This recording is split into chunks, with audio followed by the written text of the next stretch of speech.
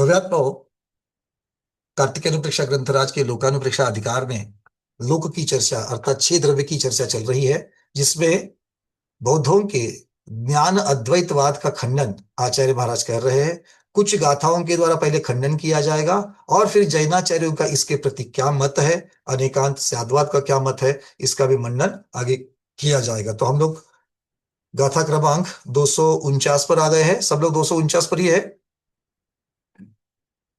कोई आगे पीछे तो नहीं है? भैया रुको, देखने देते हैं कल क्या लिखा था कॉपी में। कल कॉपी बंद करके अच्छी तरीके से बंद करके गए थे, लॉक तो नहीं किया था किसी ने कॉपी को? हाँ, लॉक नहीं करना, ठीक है। हाँ ठीक है। कथा क्रमांक 249, चलिए। स्नेहिता दीदी, मैं प्रश्न बाद में ले लूंगा।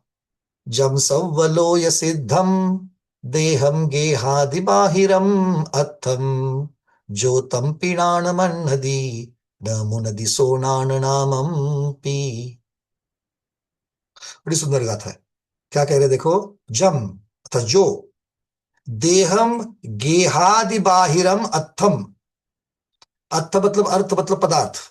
कैसे पदार्थ है? बाह्य पदार्थ है। कौन से बाह्य पदार्थ है?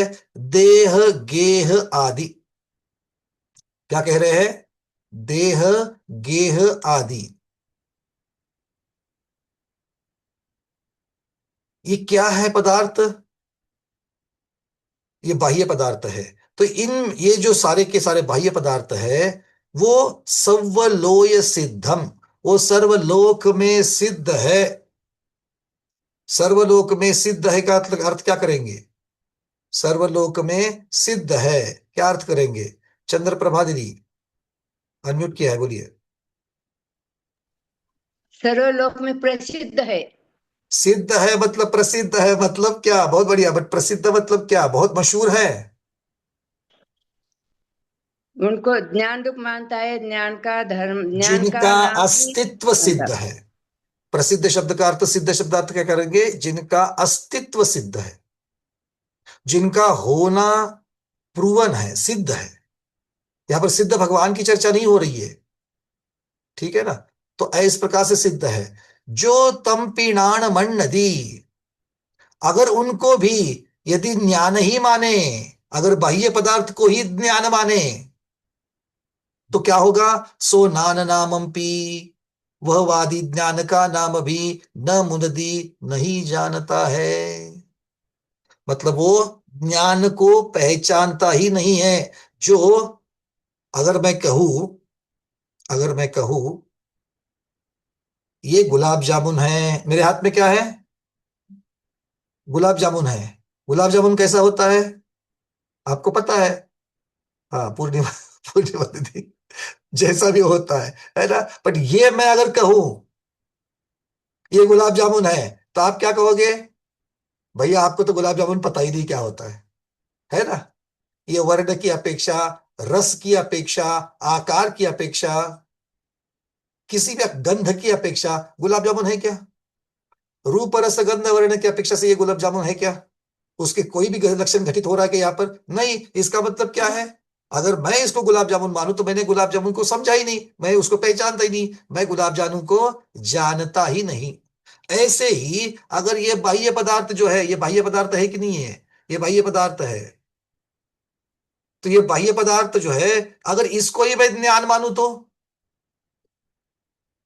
बाह्य पदार्थ किसे कहेंगे? जो ज्ञान से बाहर है, जो ज्ञान से बाहर है, ज्ञान की अपेक्षा से जो बाह्य द्रव्य है। ज्ञान के लिए ये पर है कि नहीं है? पर है। तो पर को जान रहा है ज्ञान। तो ज्ञान अगर पर को जान रहा है और उसको पर बोल रहे हैं, तो वो बाह्य द्रव्य ज्ञान होगा क्या? नहीं, दोनों पृथक, दोनों अलग अलग कहलाएंगे। हाँ या ना? क्योंकि एक जाना जा रहा है, एक विषय है, और दूसरा जान रहा है, कर्ता या साधन है। तो आचार्य महाराज यहां पर कह रहे हैं, तो इसका मतलब है कि हे भाई, हे जीव, तू ज्ञान को जानता ही नहीं है। तो बाह्य पदार्थ को भी ज्ञान मानने वाला जीव ज्ञान के स्वरूप को जानता ही नहीं है। और ज्ञान का स्वरूप तो दूर, वो तो ज्ञान का नाम भी नहीं जानता। हम लोग कहते ना, इसकी तो एबीसीडी भी पता नहीं है इसको। गुलाब जामुन का स्वरूप छोड़ो, गुलाब जामुन की एबीसीडी भी इसको पता नहीं है। तो कहते थे एबीसीडी पता नहीं मतलब क्या है, उसका नाम भी पता नहीं है, मतलब उसका कुछ भी यहाँ पर उसको ज्ञान नहीं है। चलिए चलते हैं स्वामी कुमार आचार्य भगवान शिवचंद्र महाराज के सानिध्य में। 249 नंबर गाथा की संस्कृत छाया। यह सर्वलोक सिद्धा देह गेहादि बाह्य अर्थ, यह तम अपि ज्ञानम मन्यते, न जानाति सज्ञान नाम अपि। अब वो कह रहे हैं यह ज्ञानाद्वैतवादी। कौन? यह ज्ञानाद्वैतवादी, जो ज्ञान अद्वैतवादी है। शब्द ज्ञानाद्वैत है, तो द्वैतवाद, ज्ञान में जो द्वैत, द्वैत मतलब अलग वाला वाद की चर्चा नहीं कर रहे। ज्ञान अद्वैतवाद, अद्वैत मतलब ज्ञान के साथ में अभेद रूप जो है उसकी चर्चा कर रहे हैं। वो इस तथ्य को स्वीकार नहीं करता। कौन? ज्ञानाद्वैतवादी, ज्ञान अद्वैतवादी जो है इसको स्वीकार नहीं करता। किसको? तथ्य को स्वीकार, साक्षात को स्वीकार नहीं करता। क्या नहीं करता? जो आबाल गोपाल है। कौन है? आबाल गोपाल, अर्थात बालक से लेकर, आबाल गोपाल, बाल से लेकर के गोपाल तक, मतलब क्या है? बालक से लेकर के वृद्ध तक। ये बालक से लेकर वृद्ध तक कैसे है? जो जन प्रसिद्ध है, जो सब लोगों पर, सब लोगों को पता है, सब लोगों में उनका स्वरूप पता है, ऐसे इनका स्वीकार नहीं करता। क्यों? क्योंकि इस संसार में बालक से लेकर वृद्ध तक सभी के लिए जो प्रत्यक्ष रूप से प्रसिद्ध है, प्रत्यक्ष रूप से सिद्ध है, जो साक्षात विद्यमान है, ऐसे कौन? देहम शरीरम गेहादिभाषम ग्रह घटपटल कुटुम कुट मुकुट शकट हट्टादिवास्यार्थ पदार्थम द्रव्यम वस्तु विद्यते। अर्थात आचार्य महाराज कह रहे हैं कि जो ज्ञान अद्वैतवादी, जो बुद्ध मत वाला इस तथ्य को स्वीकार नहीं करता, इस बात को, इस साक्षात यथार्थ सत्यता को स्वीकार नहीं करता कि इस संसार में बालक से लेकर वृद्ध तक सभी के लिए, बच्चा है वो भी जानता है, वृद्ध है वो भी जानता है। क्या जानता है? प्रत्यक्ष रूप से जानता है। क्या जानता है? शरीर, घर तथा अन्य बाह्य पदार्थ। अब ये बाह्य पदार्थ कौन कौन से हैं तो बता रहे हैं। घट पट, घड़ा, वस्त्र, कुट अर्थात झोपड़ी,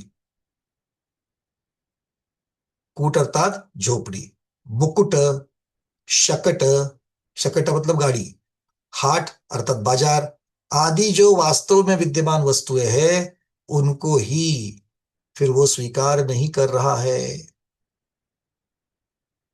क्यों स्वीकार नहीं कर रहा है? ये ज्ञान अद्वैतवादी उनका अस्तित्व स्वीकार क्यों नहीं कर रहा है? क्योंकि इन सब को वो ज्ञान रूप ही मानता है। इन सबको वो ज्ञान रूप ही मानता है। मतलब बाजार है ना, घर है ना, घर कैसा है? घर का ज्ञान होता है तो बोलता है घर कैसा है? ज्ञान रूप है। घर कैसा है? ज्ञान रूप है, ऐसा वो मान रहा है।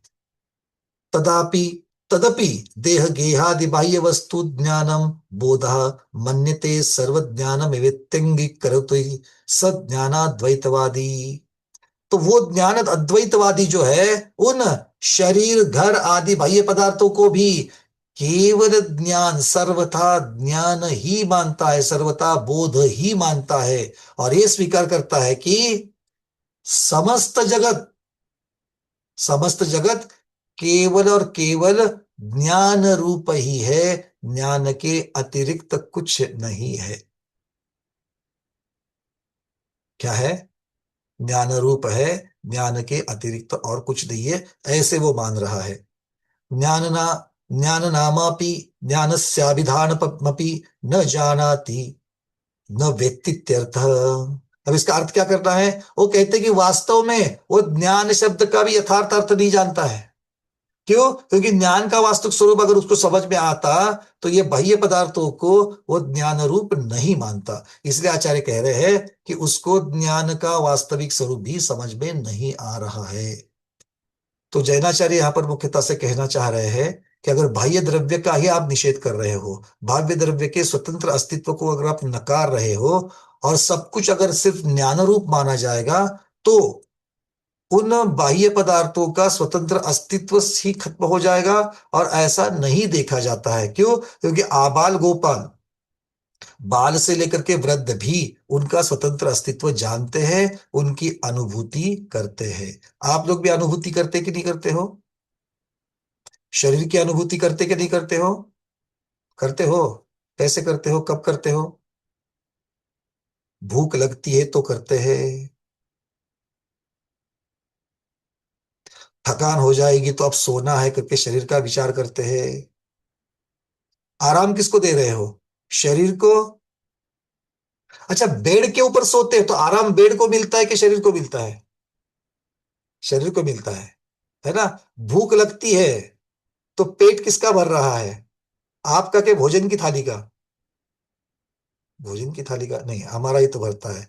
मतलब इस शरीर की अनुभूति कौन कर रहा है? अच्छा, और तो एक शरीर की अनुभूति होती है जब घुटने दर्द देते हैं, जब कमर दुखती है, तो बाम कहाँ लगाते हो?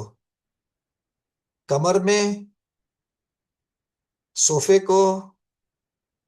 अच्छा नहीं, ज्ञान को लगाना चाहिए ना, क्योंकि ज्ञान रूप मान रहे हैं। तो ज्ञान को बाम लगाएंगे तो कहाँ लगाएंगे? घुटने में। ज्ञान घुटने में होता है? अच्छा, ज्ञान घुटने में होता है क्या? अंजलि दीदी बोल रही हाँ, स्मिता दीदी बोल रही नहीं, दीपा दीदी बोल रही है हाँ। अब सबको याद आ रहा है क्योंकि मैं थोड़ा सा जो हंस रहा हूं, तो अब सब लोग हाँ, इसके पीछे कुछ तो है। अब पिछला वाला जो भी बात किया था वो याद आ गया। ज्ञान कहाँ कहाँ है भाई? ज्ञान कहाँ होता है? आत्म प्रदेशों में ज्ञान होता है। और हमारे शरीर का एक भी हिस्सा ऐसा है कि जहां पर आत्म प्रदेश नहीं है? ठीक है ना?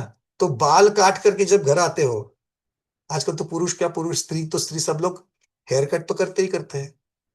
थोड़ा बहुत तो हेयर कट करते ही सब लोग। तो बाल काटने के बाद ज्ञान कम होता है कि नहीं होता है? नहीं, ज्ञान कम नहीं होता है। क्यों ज्ञान कम नहीं होता है? क्योंकि ज्ञान बाल में नहीं है, क्योंकि बाल में आत्म प्रदेश नहीं है। अगर आत्म प्रदेश होते ना तो काटते हो, कोई काटने नहीं देता, दुख होता। शरीर के हिस्से को अगर कुछ चोट लग जावे तो इमीडिएटली हमें दर्द होता है। बाल को काटने में दर्द नहीं होता, उसके अंतर्गत नेल को, नाखून जो है उसको काटते, उसमें भी आत्म प्रदेश नहीं है। और जहां जहां आत्म प्रदेश है वहां वहां ज्ञान है कि नहीं है? तो आत्म प्रदेश घुटने में है कि नहीं है? है। तो ज्ञान कहां पर है? घुटने में है। हंसो मत। अगर मैं कहूं कि ज्ञान सिर्फ घुटने में है तो हंसना चाहिए। ठीक है ना? ज्ञान सब जगह पर है, मतलब घुटने में भी है। तो आचार्य महाराज यहां पर कहते हैं कि ज्ञान अलग है और बाह्य वस्तुएं अलग है। अगर हम सभी वस्तुओं को ज्ञान रूप मानेंगे तो बाह्य वस्तु का स्वतंत्र अस्तित्व पूर्ण खत्म हो जाएगा। और बाह्य अस्तित्व खत्म नहीं मान सकते, उसका अभाव नहीं मान सकते, क्योंकि उनको हम प्रत्यक्ष अनुभव करते हैं।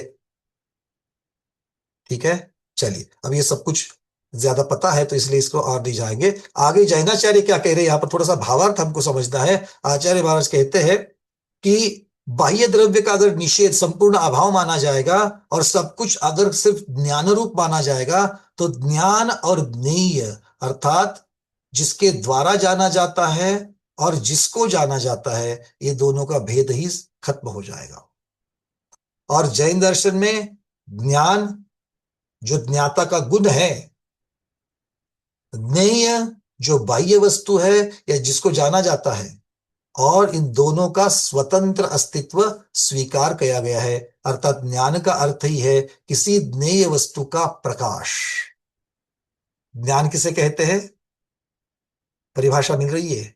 ज्ञान, ज्ञान की परिभाषा, ज्ञेय वस्तु का प्रकाश। प्रकाश मतलब प्रकाशित करना, मतलब उसको जानना। जानने योग्य वस्तु को जानना ही ज्ञान है। जानने योग्य वस्तु को जानना, यही ज्ञान है।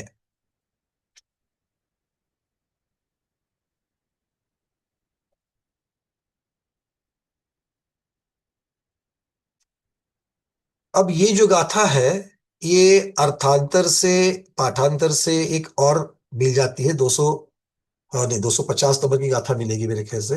249 की तो नहीं, 201 आगे है।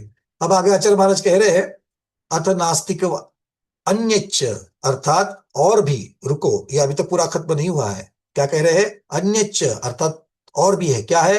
अथ नास्तिकवादीनम दूषणांतरेण गाथा त्रयेन दूषयति। अब आचार्य महाराज, जो ज्ञान अद्वैतवादी है, मतलब जो नास्तिकवादी है, वो नास्तिकवादी का और एक अन्य प्रकार के दोष उनमें कैसे दिखते हैं, ऐसे 3 गाथाओं के द्वारा उसका खंडन कर रहे हैं। और 3 गाथाएं आ रही है जिनके द्वारा ये उनको खंडन कर रहे हैं। क्या कह रहे हैं? अब इसको एकांतवादी नास्तिकवादी क्यों कह रहे हैं? तो आचार्य महाराज कहते हैं कि जो ज्ञान अद्वैतवाद है, अर्थात जो विज्ञान, इसे विज्ञानवाद भी कहा जाता है।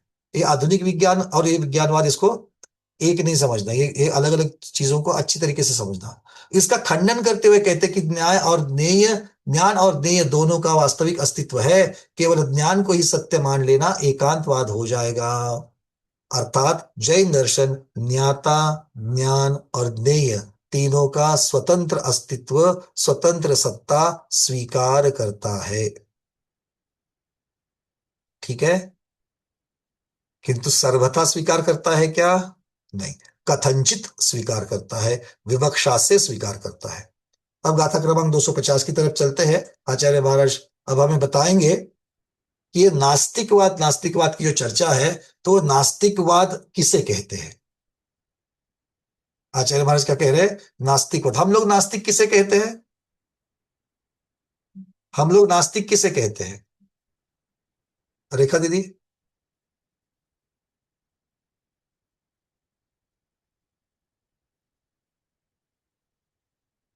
कहाँ चले गए आपका वीडियो? चलो तब तक अरविंद जी आप बता देना। मतलब जो भगवान के द्वारा प्रणीत जो आगम का ज्ञान है वो इसको नहीं मानते, या देव शास्त्र गुरु को नहीं मानते, उसको अपन वो तो मिथ्या दृष्टि हो गया, हाँ। क्योंकि जो देवशास्त्र गुरु को नहीं मानता वो दूसरे को मानता है। तो नास्तिक किसे कहेंगे?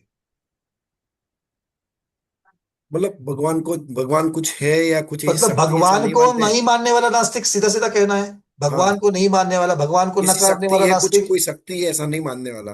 बराबर। ऐसी कोई शक्ति है ऐसा नहीं मानने वाला। ठीक है? तो फिर जैन किसी ईश्वर की या किसी शक्ति को मानते हैं क्या?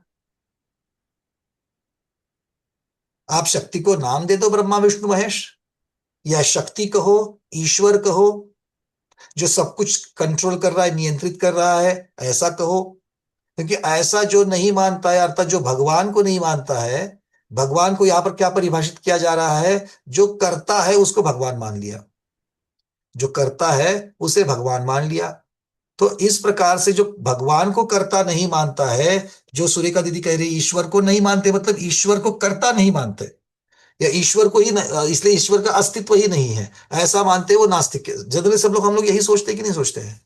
अगर ऐसा कहा जाएगा तो जैन दर्शन को भी नास्तिक दर्शन कहा जाएगा। और जो बाकी के लोग कहते हैं कि हम नास्तिक हैं,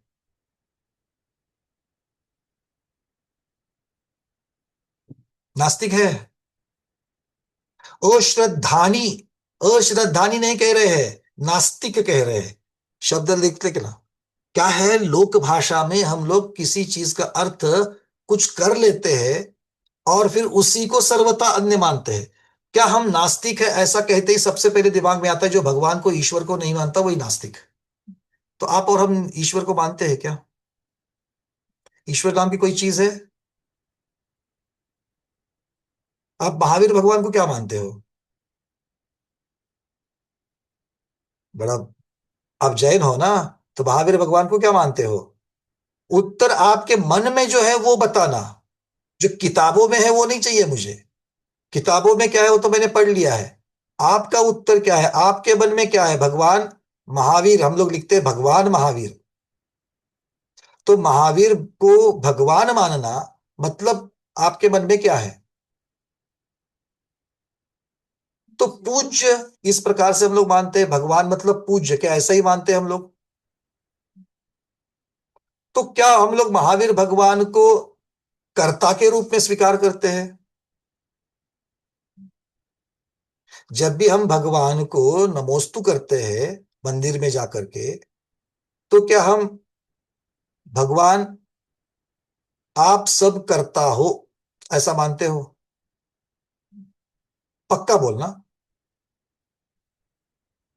अगर ऐसा नहीं मानते हो तो भगवान मुझे ये दे दो, मेरा ये काम हो जावे, क्या मानते हो? मुझको दे दो, तो देने वाला कौन है?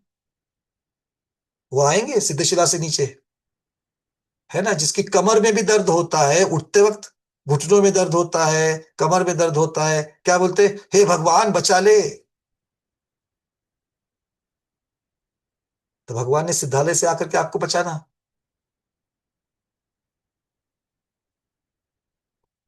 तो आप सब लोग समझते हो, मैं कितना भी डिस्कस करूं, आप सब लोग समझते हो कि जब हमें जरूरत होती है तो उन्हीं में हम दाता को देखते हैं, हमारे संरक्षक को देखते हैं। ये हमारी भक्ति है, इसको मैं नकार नहीं रहा हूं। ठीक है, इसमें भी कोई मैं मिथ्या तो नहीं कह रहा हूं। हम भगवान को अलग अलग विवक्षा से देखते हैं। हम अपने माता पिता को एक ही विवक्षा से देखते हैं क्या? हम इनसे पैदा हो गई क्या, इसी अपेक्षा से देखते हैं? हम माता पिता को उपकारक की अपेक्षा से देखते कि नहीं देखते हैं? हमेशा उपकारक की अपेक्षा से देखते हो या सहकारी की अपेक्षा से भी देखते हो? सहकारी की अपेक्षा से भी देखते हो। इसका अर्थ यह हो गया कि कोई सहकारिता करता है तो उसके प्रति कृतज्ञ कृतज्ञ होना, यह भी तो हमारी भक्ति है।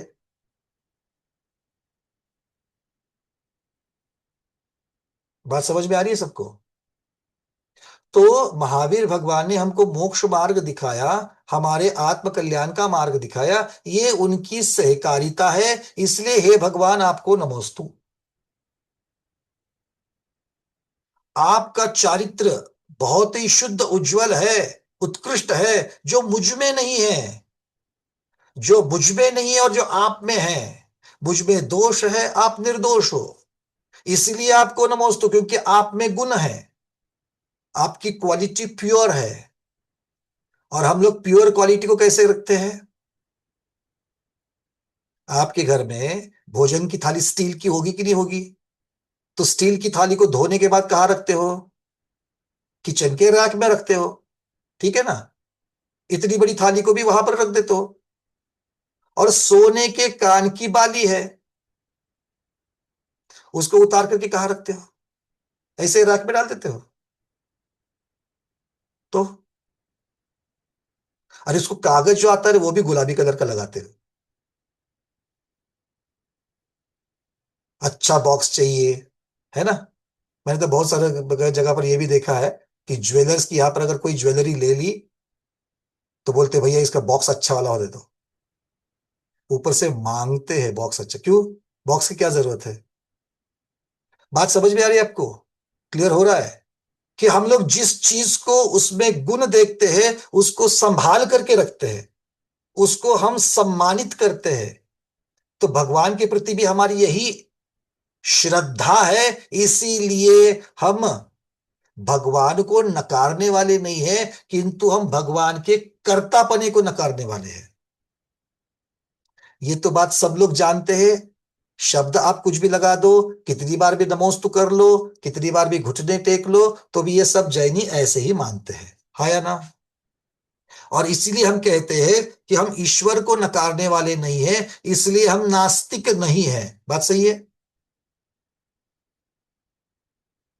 ईश्वर के कर्तापने को नकारते हैं, किंतु भगवान की भगवत्ता को हम नकारते नहीं है, उसमें हमारी श्रद्धा है, इसलिए हम नास्तिक नहीं है। सब लोगों को ये पसंद है, ठीक है, समझ में आ रही बातें? आप लोग इससे एग्री करते हो? पर जैनाचार्य बोलते हैं इसको हम नास्तिक और आस्तिक की कोटि में रखते ही नहीं है। यहाँ पर श्रद्धा की चर्चा ही नहीं चल रही है।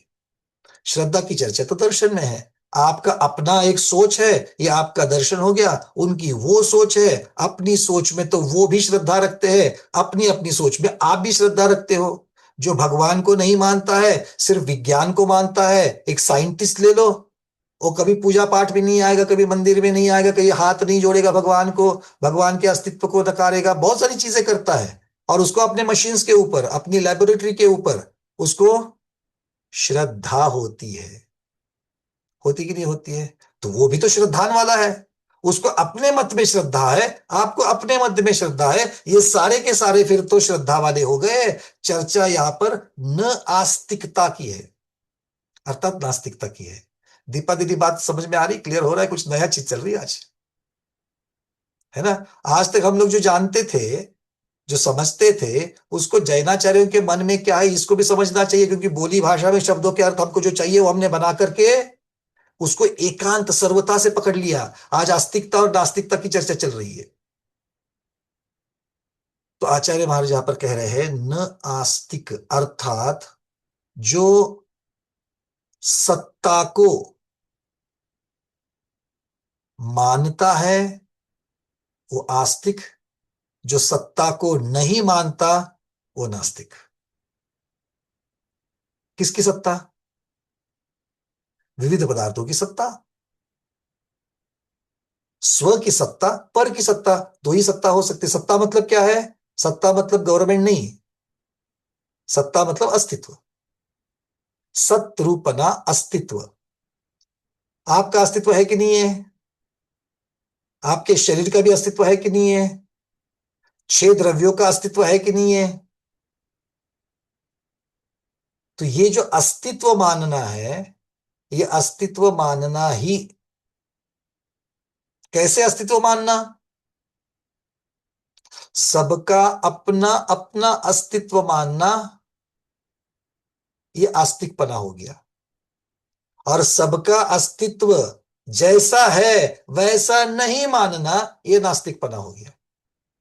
मेरे सामने जेटी गंगवाल जी बैठे हैं और मैं उनका अस्तित्व ही नकार रहा हूं, ये जेटी गंगवाल जी नहीं है। मैं क्या बन जाऊंगा? नास्तिक बन जाऊंगा। मेरे हाथ में मोबाइल है, मैं इसको मोबाइल नहीं मान रहा हूं, मैं नास्तिक बन जाऊंगा। समझ में आ रही है? बातें क्लियर हो रहा है? विपरीत जानना बात एक अलग होती है, और किसी चीज का अभाव मान लेना, जो होते हुए भी उसको अभाव मानना। यहां पर अस्तिकता जो है वो विद्यमानता, अस्तित्व की अपेक्षा से चर्चा चल रही है। आस्तिकता अस्तित्व की अपेक्षा चल रही है। समझ में आ रहा है? बात क्लियर हो रही है? अरे हाँ तो बोलो, ना तो बोलो, या तो बोलो हम लोग पहले से भैया ऐसे ही मानते थे, आपको कि आपको ऐसा लग रहा है कि हम नहीं मानते थे, ऐसा तो बोल दो कम से कम। क्योंकि मैं भी ऐसे ही मानता था, जो भगवान को मानता है वो आस्तिक, और जो भगवान को नहीं मानता वो नास्तिक। किंतु इस परिभाषा को आगे लेकर के जाऊंगा तो मुझे लगता है कि मैं अपने भगवान में आस्तिक रखता हूं, साइंटिस्ट के लिए उसकी लेबोरेटरी, उसके मशीन्स, उसके यंत्र, ये उसके लिए भगवान है। तो वो तो अपनी अपनी श्रद्धा रखता है, मैं अपनी श्रद्धा रखता हूं, तो दोनों भी तो आस्तिक हो गए। तो नास्तिक की मैं ऐसी परिभाषा कर सकता हूं क्या? नहीं। तो नास्तिकता की परिभाषा आचार्य महाराज कह रहे हैं, नास्तिकवादी के अभिप्राय, इसके मत से, अर्थात उसका ये मत इस प्रकार से रहता है नास्तिकवादी का, जो बाह्य पदार्थ की वास्तविक सत्ता का निषेध करता है वो नास्तिकवादी है। और जैन दर्शन के अनुसार चेतन और अचेतन दोनों भी पदार्थ वास्तविक है, दोनों भी पदार्थ वास्तविक है। बात समझ में आ रही कि सबको? वास्तविक है मतलब साक्षात है। जीव द्रव्य साक्षात है कि नहीं है? उद्गल द्रव्य साक्षात है कि नहीं है? धर्म द्रव्य, सोच समझ करके हाँ बोलना। धर्म द्रव्य साक्षात है? नहीं है?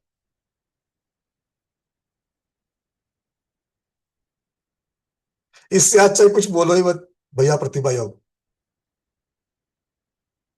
साक्षात है।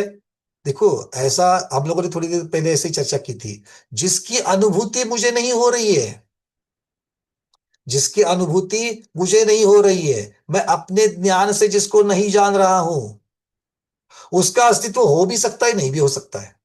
उसका निर्णय करने में आज मैं सक्षम नहीं हूं, मेरा ज्ञान सक्षम नहीं है। किंतु केवली भगवान जिसको नहीं देखते हैं, उसका पक्का अस्तित्व नहीं है। या ना जी। और जिसका अस्तित्व नहीं है, उसको ना केवली ना छद्मस्त कोई भी अनुभूत नहीं कर सकता।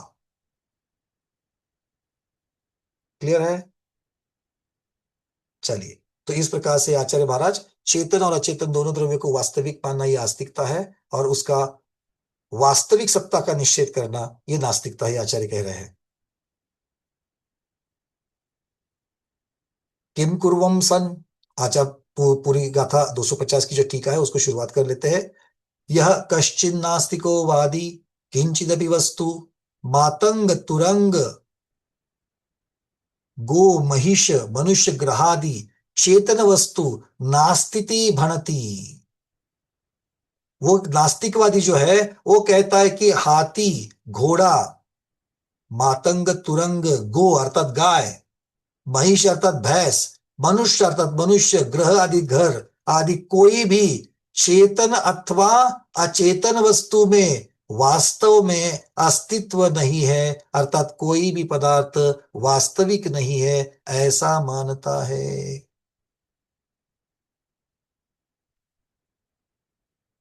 देखे ऐसे कहीं मिलते हैं क्या? अभी आपके मन में जो चल रहा है मैं इसको पढ़ करके बोल रहा हूं। भैया ऐसे लोग तो दिखाई नहीं देते, सब लोग तो कुछ ना कुछ तो मानते ही मानते हैं। हाँ या ना? हाँ, मानते तो है, किंतु उस रूप नहीं मानते। बौद्धवादी मोबाइल को मोबाइल नहीं मान, उसको मोबाइल ही बोल रहा है। बौद्धवादी भी उसको, नास्तिक जो है वो मोबाइल को मोबाइल ही बोल रहा है, किंतु मोबाइल कैसा है? मोबाइल अलग नहीं है। मोबाइल का ज्ञान, मोबाइल और ज्ञान एक ही है, ये मानते हैं, और उसको हमारा आक्षेप है। मोबाइल और ज्ञान को एकत्र ही मानता है। क्यों? क्योंकि मोबाइल जाना जाता है, और जो जाना जाता है और जो ज्ञान है वो हमेशा एक ही होता है, उसका अलग अस्तित्व नहीं होता है। ये अलग अस्तित्व नहीं होने की परिभाषा यहां पर वो कर रहा है। किम कुर्वन् सन्, और वो ऐसा कहते हुए क्या करता है? क्या करता है? अच्छिहिम अक्षिभ्याम चक्षुभ्याम बहुविधम अनेक प्रकारम जीवा जीवादिकम अर्थम चेतना चेतन मिश्रादिकम वस्तु पदार्थम प्रेक्षमानः पश्यन् सन्। वो कह रहे हैं अपने आने अपनी आंखों से, चक्षु से, अपनी चक्षु से, चक्षु इंद्रिय से क्या कर रहा है वो? अनेक प्रकार के जीव और अजीव, चेतन अचेतन और उनके मिश्र रूप वाले विविध पदार्थों को प्रत्यक्ष देखते हुए भी ऐसा कह रहा है कि इन पर पदार्थों का स्वतंत्र अस्तित्व नहीं है, ये पर पदार्थ और उनका ज्ञान एक ही है, ऐसा ये कह रहा है। अब आगे क्या कहते हैं? ये नास्तिकवादी कैसा है आचार्य महाराज? नास्तिकवादी को क्या कह रहे हैं देख लीजिए। स नास्तिकवादी जुष्टानाम मध्ये महाजुष्टः। क्या कह रहे हैं? ये नास्तिकवादी कैसा है? ये जुष्ट शब्द जो है ना, यहां पर व्यंग्यात्मक कहा गया है।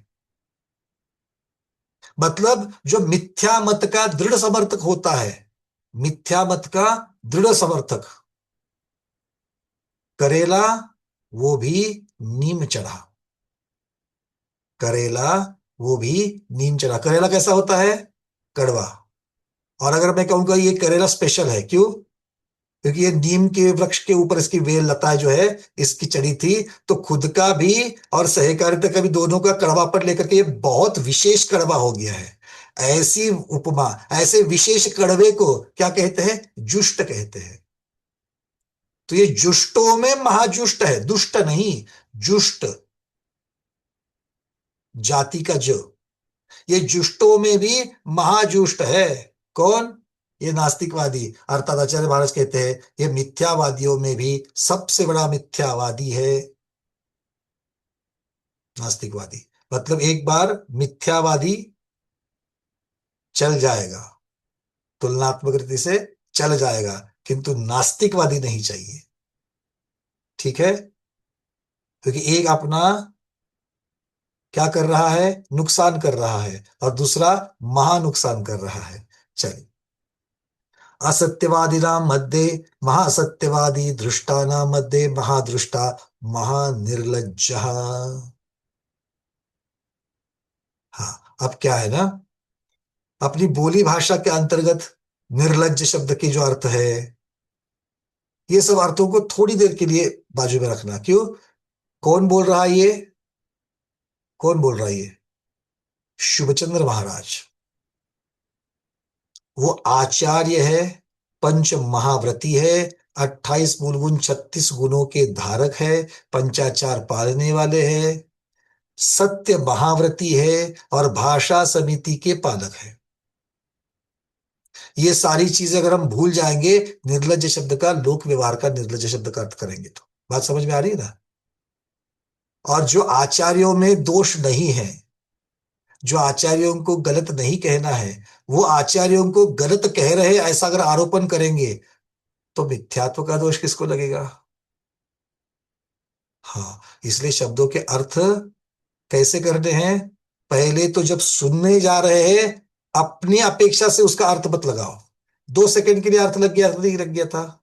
जब मैंने कहा था कि कड़वे में सबसे बड़ा कड़वा, और उसके साथ में शब्द जब यहां आ गया कि वो निर्लज्जों में भी सबसे निर्लज्ज, तो लोक व्यवहार वाले जो अर्थ आते हैं उसको हमको साइड में रखना है। आचार्य महाराज कह रहे हैं कि वो असत्य बोलने वालों में से सबसे बड़ा असत्यवादी है, और जिनको ऐसी चीजें करते वक्त कोई विवेक नहीं रहता है, शर्म नहीं आती है, लज्जा नहीं आती है, डर नहीं लगता है, या फिर ऐसा बोलने का जो धैर्य रखते हैं, गलत चीज है। ऐसा क्यों कह रहे हैं? क्योंकि आंखों से देखते हुए, प्रत्यक्ष उन बाह्य पदार्थों की अनुभूति करते हुए भी उनका स्वतंत्र अस्तित्व नकार देना।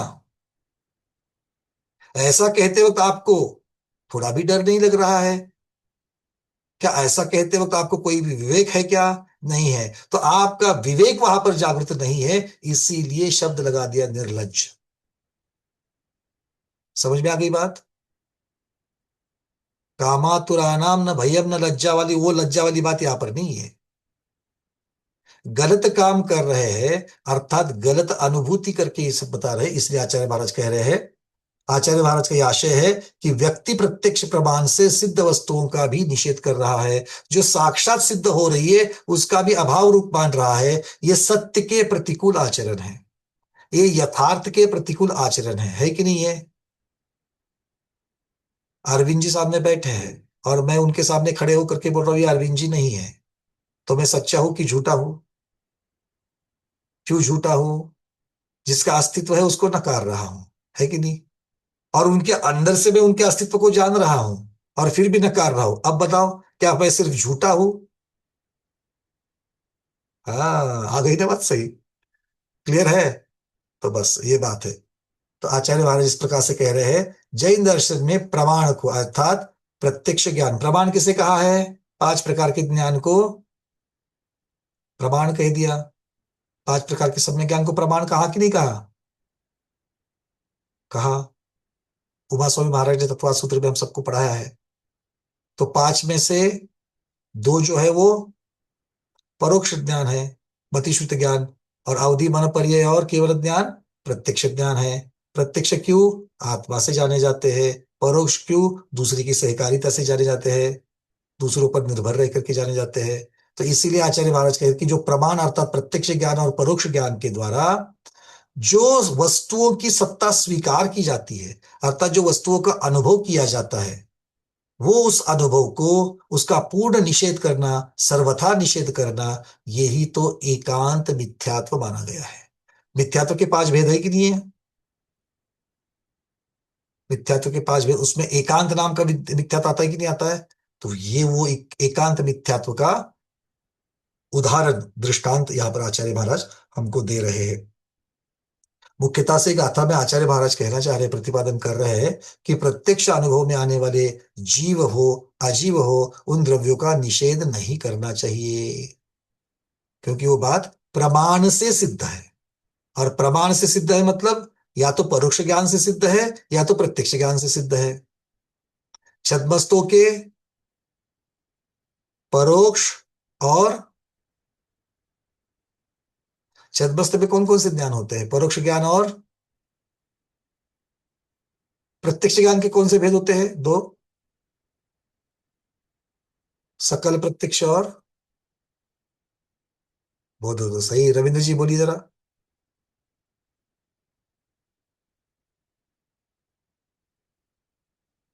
ठीक से अनम्यूट नहीं हुआ। हम्म। सकल प्रत्यक्ष विकल प्रत्यक्ष। सकल प्रत्यक्ष कौन सा है? विकल प्रत्यक्ष कौन सा केवल है? ज्ञान, केवल केवल ज्ञान ज्ञान सकल सकल प्रत्यक्ष। प्रत्यक्ष है, विकल प्रत्यक्ष बाकी अवधि ज्ञान मन अवधि पर्याय और ज्ञान। मन पर्याय ज्ञान है। मतलब छद्मस्तों में प्रत्यक्ष ज्ञान भी है और परोक्ष ज्ञान भी है। प्रत्यक्ष कौन सा है? विकल प्रत्यक्ष है। तो या तो उससे जानो या तो फिर केवली भगवान की अपेक्षा से सकल प्रत्यक्ष से जानो। तो सकल प्रत्यक्ष से जिसकी अनुभूति हो रही है उसको भी अगर नकारना है तो नकारना एकांत मिथ्यात्व हो जाएगा। चलिए अब चलते आगे। इसका यहां पर हमें एक बात को अधोरेखित करना है कि जीव पदार्थ और अजीव पदार्थ, चेतन और अचेतन, सभी पदार्थ वास्तविक है, साक्षात में होते हैं। ठीक है, चलिए दीपा दीदी आपका प्रश्न। और निश्चय व्यवहार को छोड़ के जो खाली निश्चय निश्चय को मानते हैं वो भी एकांतवादी छो है ना। किसी भी एक पक्ष को स्वीकार करना और दूसरे पक्ष को स्वीकार नहीं करना, जो होता है किंतु उसे स्वीकार नहीं करते, वो एकांत बन जाएगा। बिल्कुल ठीक। क्योंकि निश्चय के साथ में व्यवहार होता है, और जो हमेशा निश्चय को ही लेकर के चलते हैं और व्यवहार को नहीं मानते हैं, क्योंकि यहां पर व्यवहार को नहीं मानना ये एकांत है। एक चीज को तो पकड़ करके चल रहे हैं किंतु दूसरे को नहीं मान रहे, क्योंकि निश्चय होता है कि नहीं होता है? निश्चय होता है, तो निश्चय को मानने में कोई दोष नहीं है, किंतु बराबर। व्यवहार को नहीं मानकर अकेले निश्चय को मानना ये दोष है, वो एकांत कहलाएगा। इसलिए निश्चय को एकांत नहीं करना है कभी भी। नहीं, निश्चय खाली निश्चय को मानने वाले।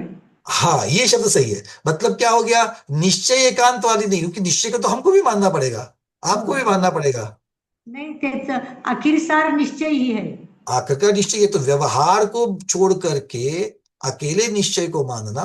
क्योंकि क्या है फिर वो, जैसे देखो एक उदाहरण है, शुद्धो हम, इसमें कोई गलत है क्या? मैं शुद्ध स्वरूप हूं, इसमें कोई गलत है क्या? नहीं।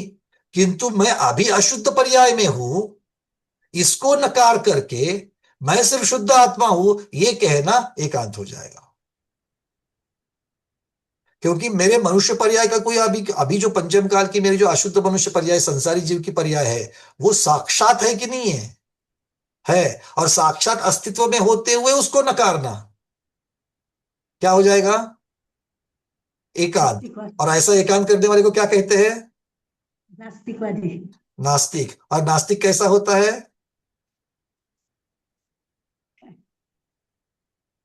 अब आप लोगों को पता है।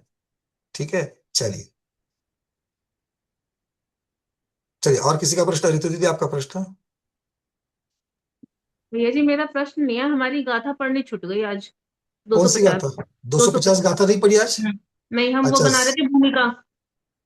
अच्छा, भूमिका बनते बनते सीधे आगे चले गए। हाँ बहुत जी। अच्छा हो गया, आपने आज एक पाप से बचा दिया। नास्तिकवादी के प्रति आचार्य महाराज 250 तत्व की गाथा में क्या कहते हैं उसको देख लेते हैं।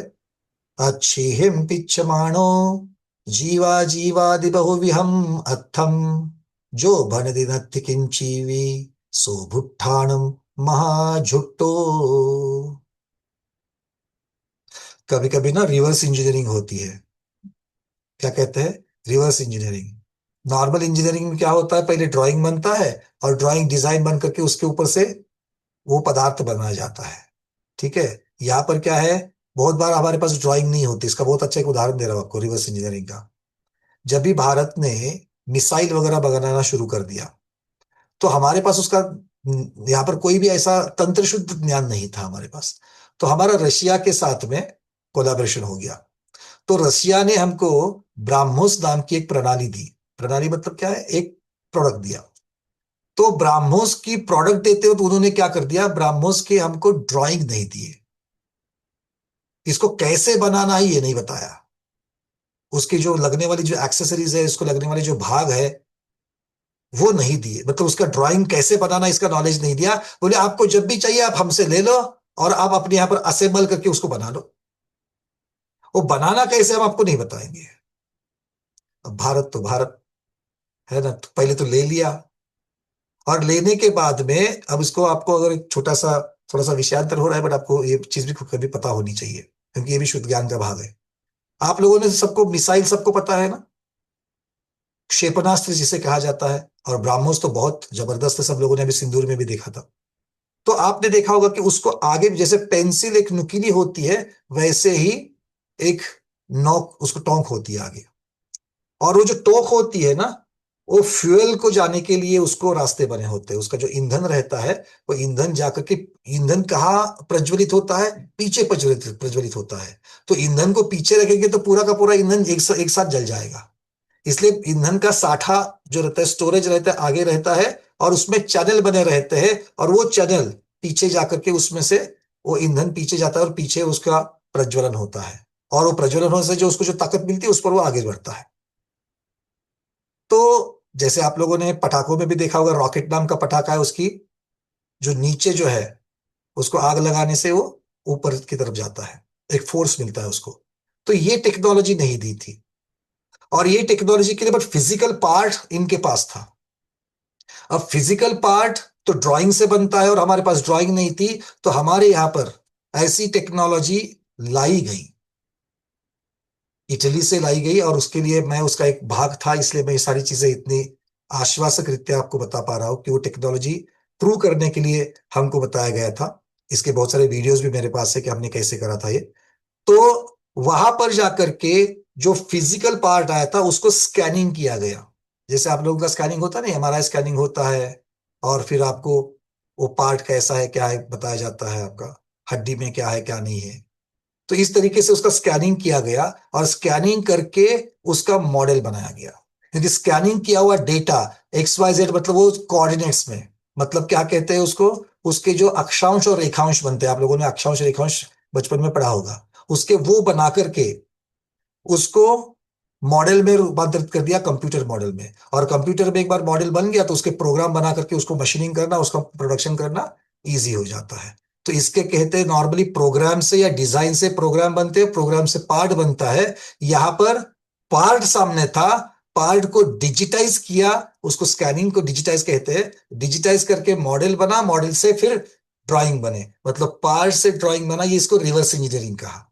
तो ये रिवर्स इंजीनियरिंग होती है। और आज रिवर्स इंजीनियरिंग कैसे हो गई, गाथा को पढ़ करके हमको उसकी टीका पढ़नी है। आज हमने टीका पढ़ ली और फिर गाथा की तरफ जा रहे, बोलो महावीर भगवान की जय। ये कहीं पर भी रिवर्स इंजीनियरिंग वगैरह जो बाहर से नहीं आई है, ये साइंटिस्ट महावीर भगवान ने ही सारी चीजें बताई गई है। तो आचार्य महाराज यहाँ पर इसका शब्दार्थ भी कर लेते हैं, कह रहे जीवा जीवादि बहुविधम अथम, मतलब जो जीव अजीव आदि जो बाही बहुत प्रकार के जो पदार्थ है, वो पदार्थ है अच्छी पिच्च मानो, अच्छी मतलब अक्षी, अक्ष मतलब आंखों से, पिच्च मानो उसको आंखों से देखता हुआ भी, जो भनदी जो कहता है, किंची भी नथी कुछ भी नहीं है, देखते हुए कह रहा है कि कुछ भी नहीं है यहां पर, अर्थात उसके अस्तित्व को नकार रहा है। सो झुट्टानम महाझुट्टो, वो असत्यवादियों में भी महा असत्यवादी है। समझ में आ गई बात?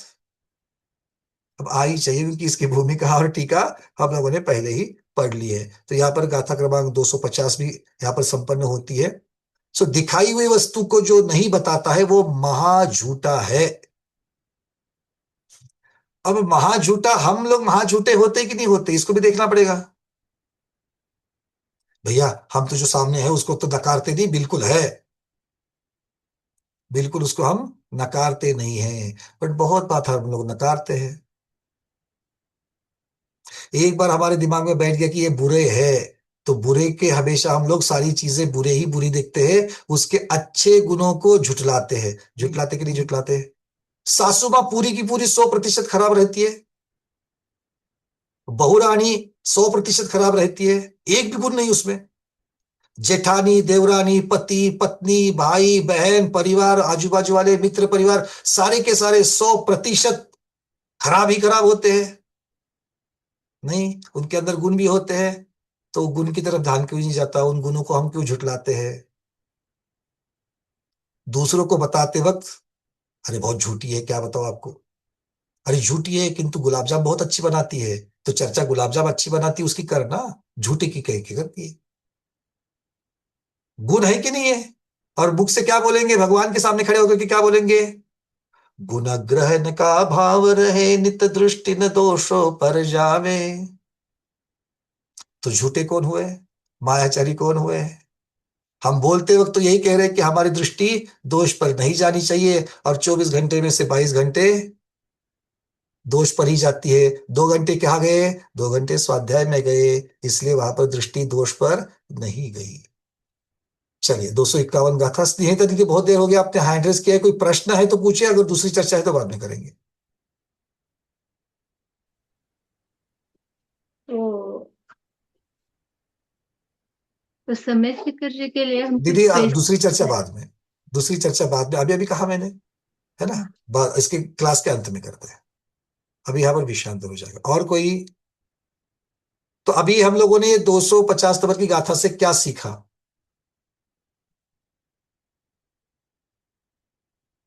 अब तक पिछली 2-3 गाथाओं का सार क्या है? सुरेश पहाड़ी जी।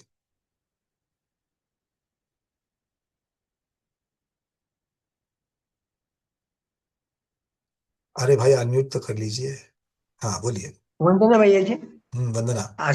किसी चीज के अस्तित्व मानते हुए भी नहीं मानना, अस्तित्व को मानते हुए नहीं ये मानना? जानते हुए भी नहीं मानना। जानते हुए नहीं मानना? अस्तित्व को अच्छा, जानते हुए भी नहीं जानते किस मानना। चीज को? जानते किस चीज को? जिसका अस्तित्व होता है उसको जानते हैं, या जिसका अस्तित्व नहीं होता उसको जानते हाँ, हैं? नहीं, जिसके अस्तित्व होता है उसको तो जानते ही है, और जिसके अस्तित्व है लेकिन वो दिखता नहीं है उसको भी मानते हैं।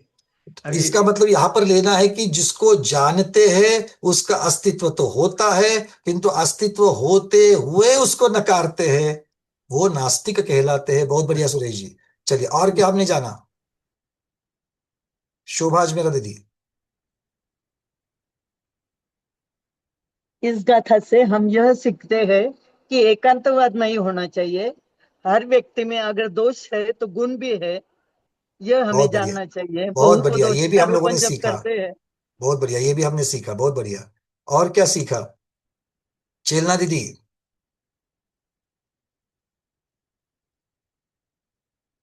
नहीं, कुछ सीखा है तो बोलो, नहीं सीखा है तो भैया अभी भी चल रहा है दिमाग में। का सम्मान करें, अरे पारंपरिक नहीं बोलना। ईश्वर का अस्तित्व। ये तो हम लोग स्वाध्याय में बैठते वक्त सब लोग अपने पास रही है। गाथा से क्या पता चल? यहाँ पर हम क्या पढ़े, क्या सीखे, विजयलक्ष्मी दीदी? जो अभी हम किसी के बात अपने को एक अच्छी नहीं लगी, लेकिन हम सोचना चाहिए कि उसमें कुछ अच्छे गुण है, तो हम वो सोचना चाहिए। इससे ये क्या बात हो गई, होएगा? ये बात हो गई। गुण, हाँ गुण, हाँ हाँ गुण गुण हाँ गुण होते हुए गुण को नकारना चाहिए नहीं चाहिए, ये बात हो गई। पिछली दो हाँ। तीन गाथाओं को लेकर के एक सार बनता है, वो सार क्या है? 2-3 गाथाओं में चर्चा किसकी चल रही है? कौन से जीव की चर्चा ज्यादा चल रही है जिनके दोष दिखा रहे हैं आचार्य महाराज?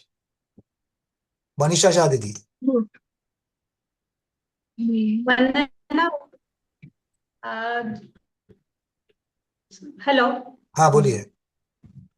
जो अद्वैतवादी है, वो जो पदार्थ जो अस्तित्व में है वो उसको नहीं मान रहे हैं, सिर्फ उसको ज्ञान में है ऐसा मान रहे हैं। लेकिन उनको उसका उनका खंडन किया है, और जैनवादी का मंडन किया है कि कैसे वो पर पदार्थ है करके, उनका पर अस्तित्व है। पदार्थ भी है और उसका अस्तित्व भी है। बहुत बढ़िया। देखो वहां पर अद्वैतवाद ये शब्द नहीं लगाना, सिर्फ ज्ञान अद्वैतवाद, क्योंकि अद्वैतवाद बहुत चीजों में होता है। अद्वैत मतलब अभेद रूप, सबको एक मानना। तो बहुत सारी चीजों, कोई नित्य अनित्य को एक माने, कोई चेतन अचेतन को एक माने, तो ये सारे अद्वैतवाद है। तो कौन से अद्वैतवाद की चर्चा चल रही है? ज्ञान अद्वैतवाद की चर्चा चल रही है। ठीक है, चलिए बहुत बढ़िया। तो बात यही रही, मोटा मोटी में मैं आप लोगों से इन शब्दों को जानना चाह रहा था कि ज्ञान ज्ञाता और ज्ञेय, इनको सर्वथा अभेद मानना, सर्वथा अद्वैत मानना, ये एकांत मिथ्यात्व है। ठीक है, तो ये आप लोगों से मुझे उत्तर, आप लोगों ने शब्द अलग अलग लगा दिए बट आपकी भावना वहीं पर थी। चलिए, बहुत बढ़िया। अब चलते हैं गाथा क्रमांक 251 की तरफ।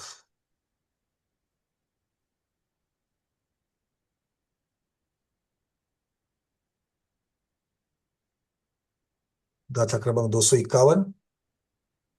अब यहां पर चर्चा किसकी की चलने वाली है? अब तक हमने सांख्य मत, नैयायिक मत, बौद्ध मत, इन सब की चर्चा करते हुए नास्तिकवाद, सर्वथा नित्यवाद, सर्वथा ज्ञान अद्वैतवाद, ऐसे अलग अलग अलग उनके स्वरूप भी देखे।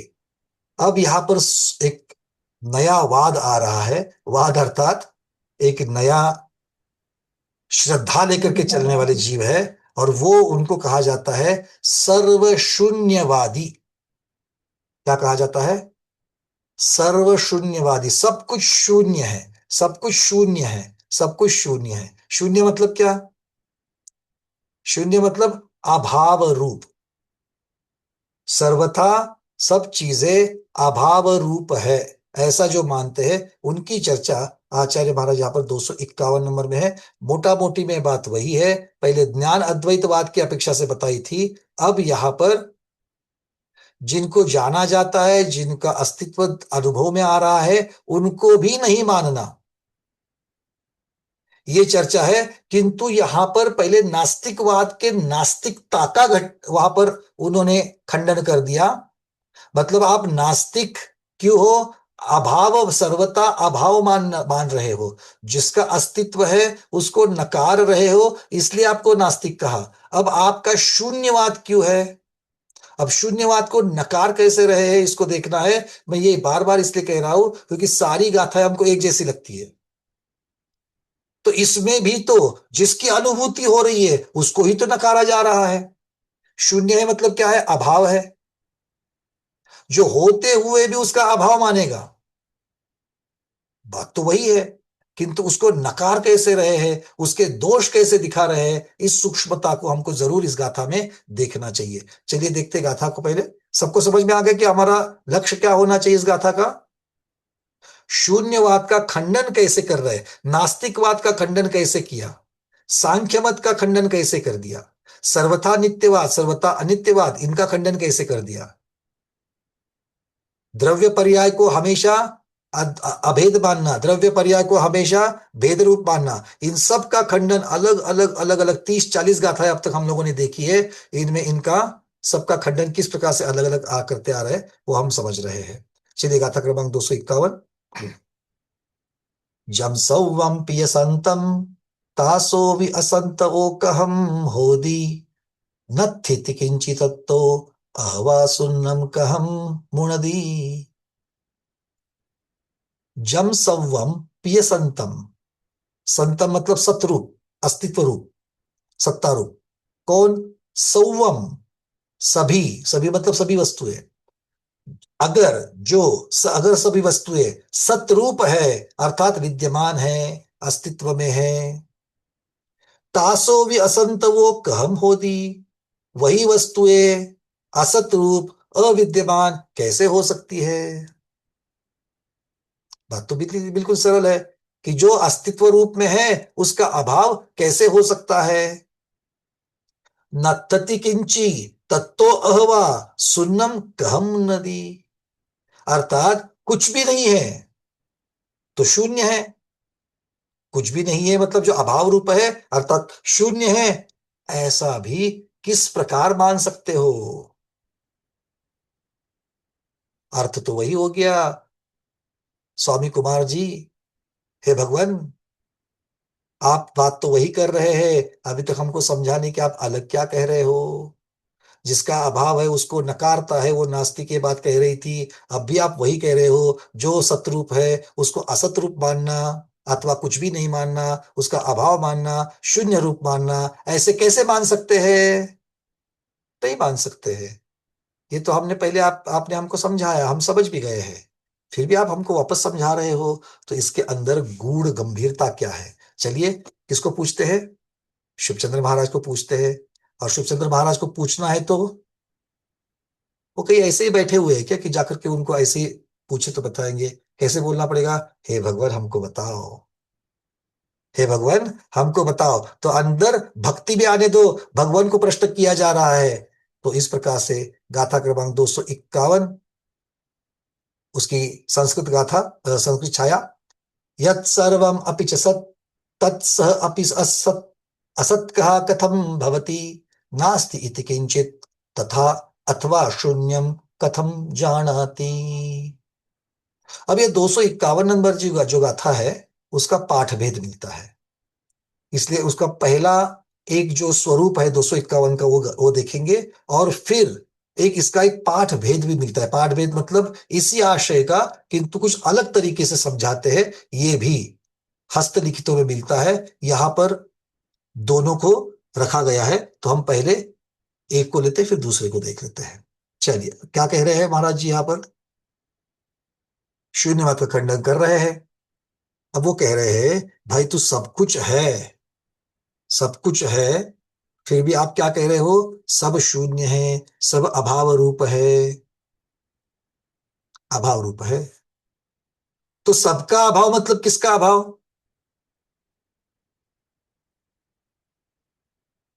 पर का तो हो गया, और सब शब्द लगा रहे हो, सबका अभाव है, तो मेरा अभाव है कि नहीं है? मैं सब में आता हूं कि नहीं आता हूं? आता हूं। तो इसका मतलब है मेरा भी अभाव है, मैं भी शून्य रूप हूं, मैं भी अभाव रूप हूं। और अगर मैं अभाव रूप हूं तो मैं जान कैसे रहा हूं, मैं कह कैसे रहा हूं? बात समझ में आ रही है? अगर मेरा अस्तित्व ही नहीं है, मेरा अभाव ही है, तो मेरा मानना क्या हो जाएगा? मैं मान सकता हूं कि किसी चीज को? अगर मैं नहीं हूं तो मैं भोजन करूंगा क्या? मैं सोऊंगा क्या? मैं जीऊंगा क्या? मैं जानूंगा क्या? मैं देखूंगा क्या? अभाव ही अभाव है, जो है ही नहीं वो जानेगा कैसे? और अगर जानता नहीं तो कहता कैसे है? समझ में आ गई बात किस तरीके से कह रहे हैं? अगर तुम्हारा स्वयं का अस्तित्व नहीं है तो कहे कैसे रहे हो? कहने के लिए अस्तित्व होना चाहिए कि नहीं होना चाहिए? अगर किसी भी चीज को भले गलत कह रहे हो, किंतु कहने के लिए तो अस्तित्व होना चाहिए कि नहीं होना चाहिए? कहने के लिए कुछ तो जानना चाहिए कि नहीं जानना चाहिए? जानना चाहिए। तो अगर आपका अस्तित्व ही नहीं है तो आप जान कैसे रहे हो, आप देख कैसे रहे हो, आप कह कैसे रहे हो? और अगर आप कह रहे हो, अगर आप जान रहे हो, तो इसका मतलब आपका अस्तित्व है। सीधी सिंपल बात है कि नहीं है? उन्हीं की विद्या उनको वापस। ऐसे जैनाचार्य महाराज, अब इस चीज को समझ लिया, भूमिका बन गई, अब सिर्फ शब्दों को समझना है, दृष्टांत को समझना है। आचार्य महाराज कह रहे हैं अपिच दूषणांतरे यत् सर्वे विद्यमानम ग्रह गिरिधरा जलादिकम विद्यमानम अस्ति। इसके अतिरिक्त एक अन्य दोष भी है। क्या दोष है? जो अब तक पहले चर्चा चल रही थी वो, और क्या दोष है? घर पर्वत वृक्ष जल आदि समस्त पदार्थ प्रत्यक्ष रूप से विद्यमान है, तासो वितस्यपि असत्वम अविद्यमानत्वम कथम भवति। तो फिर उन प्रत्यक्ष विद्यमान पदार्थों का भी असत्व और अभाव कैसे माना जा सकता है? अथवा तत्तो तथा तस्मात् किंचित नास्ति, अथवा यदि कहा जाए कि वास्तव में कहीं भी कुछ भी नहीं है, किंचित भी नहीं है, शून्य है मतलब किंचित भी नहीं है। इति शून्यम कथम मनुते जानाति स्वयं विद्यमानम। अर्थात जो स्वयं विद्यमान है वो इस प्रकार के शून्यवाद का विचार या ज्ञान या कथन कैसे कर सकता है? जो स्वयं विद्यमान है वो अपनी भी अस्तित्व का नकार कैसे कर सकता है? अर्थात सर्वनास्तिति कथम वेत्तिति स्वयं विद्यमानत्वात् सर्वशून्य भावः। जो स्वयं विद्यमान है वह सब कुछ नहीं है, ये कैसे जान सकता है? अर्थात कुछ तो है। अगर मैं हूं मतलब कुछ तो है, सब शून्य नहीं है। अतः ज्ञाता के स्वयं विद्यमान होने से सर्वथा शून्यता का अर्थात सर्व शून्यवाद का सिद्धांत असंगत, मिथ्या, एकांत हो जाता है। इस प्रकार से ये सिद्ध हो जाता है। समझ में आ गई बात?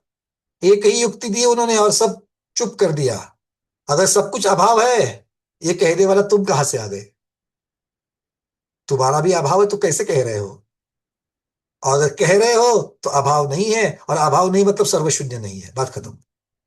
अब इसको पाठांतर से अन्य पाठ, किसी हस्तलिखितों में एक और भी पाठ 251 नंबर गाथा का मिलता है, तो वहां पर आचार्य महाराज ये सेल्फ कॉन्ट्राडिक्शन मतलब क्या? स्वयं जो कह रहे हो उसी का निषेध होता है, इस चीज को यहां पर कह रहे हैं। मतलब आत्म विरोध जिसे कहा जाता है, सेल्फ कॉन्ट्राडिक्शन। जो मैं कह रहा हूं उसी को गलत सिद्ध कर रहा हूं।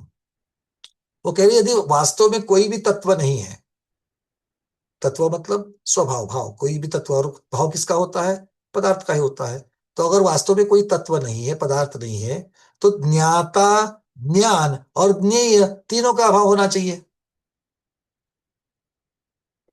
अगर सब कुछ शून्य है तो जानने वाला ही नहीं, जानने वाले का अभाव।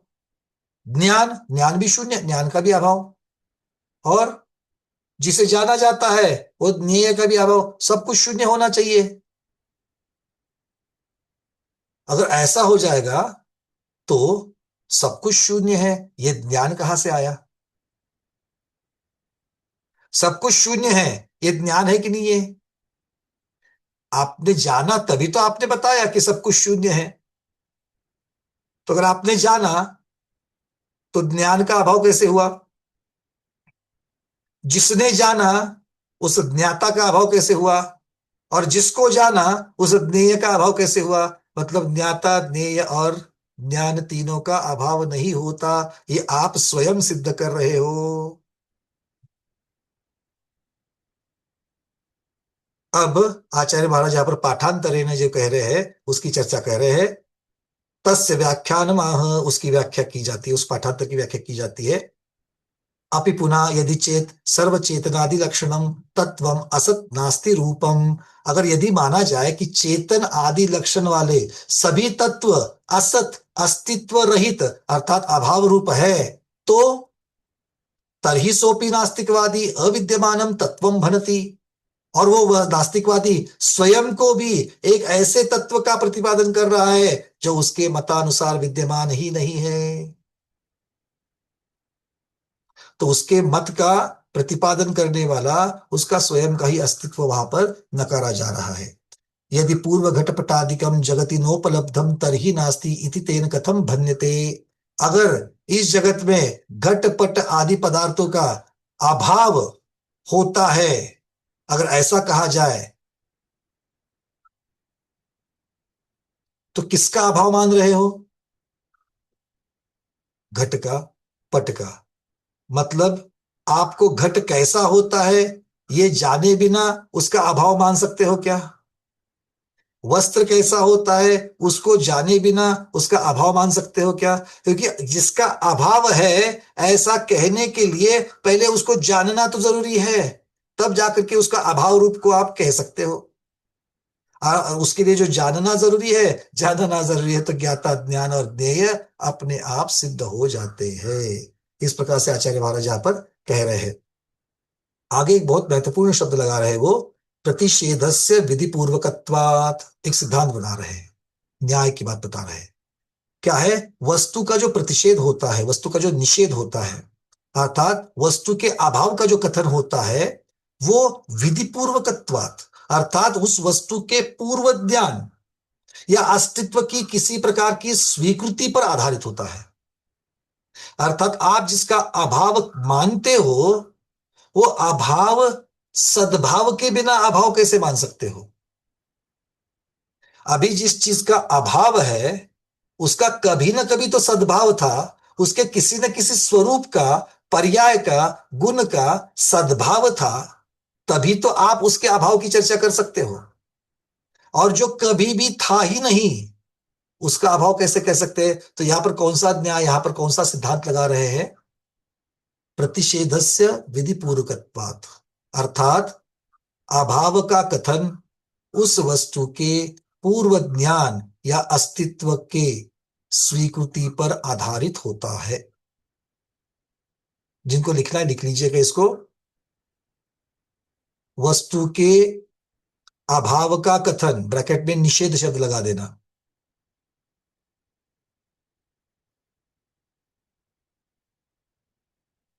वस्तु के अभाव का कथन अर्थात निषेध उसी वस्तु के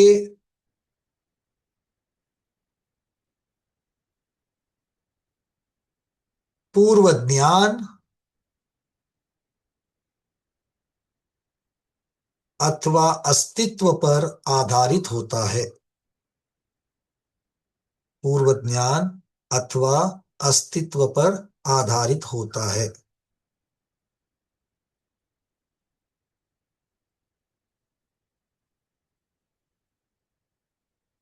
अर्थात जिस वस्तु का कभी भी ज्ञान ना हुआ हो उसके अभाव का कथन भी नहीं किया जा सकता।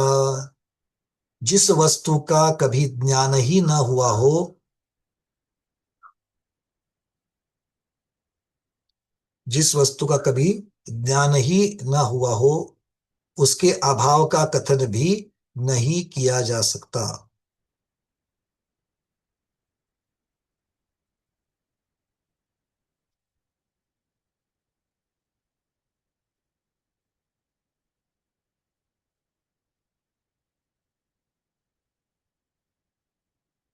अथवा प्रकारांतरेण दूषयति किंचितत्व नास्ति चेत तहि सर्वशून्यम कथम जानाति। अथवा दूसरे प्रकार से दोष बतलाते हैं, यदि कहा जाए कि कोई तत्व भी नहीं है तो फिर वह सब कुछ शून्य है, ये कैसे जानता है? बात वही है, तत्व की अपेक्षा से यहाँ पर कह रहे हैं। ठीक है, तो इस प्रकार से ये गाथा क्रमांक 251 भी यहाँ पर संपन्न होती है। अब यहाँ से आदि और नास्तिकवादी को कह रहे हैं, इसके आगे 252 आदि में चलेगा।